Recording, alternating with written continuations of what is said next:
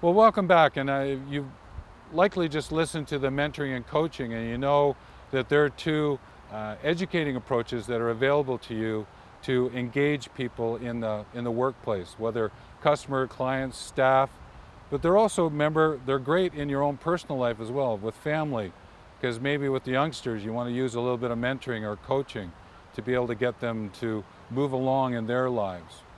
But let's take a look at two other educating approaches that are very valuable in the workplace.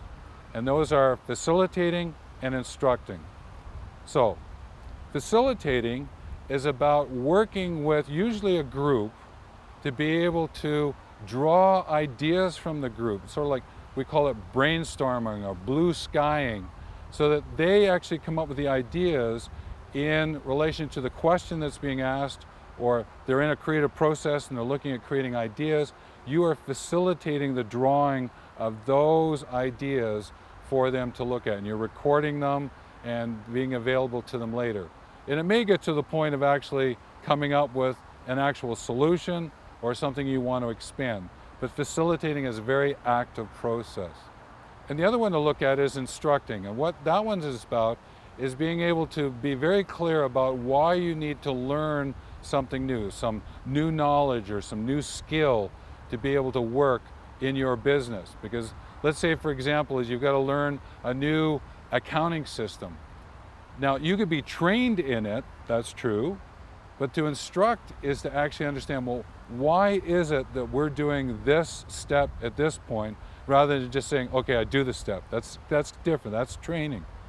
But with instructing is you're truly understanding what needs to take place here and how you move from A to B to C. So with these two, these are more about what I call teach on the reach.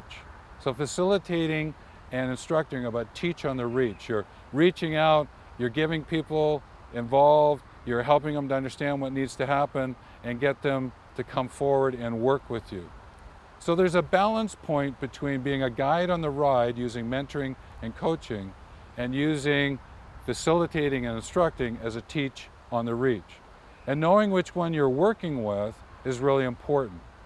So just to give you a reference, if you've been whitewater rafting, then you know that the facilitating and the instructing is so important at the beginning of the trip.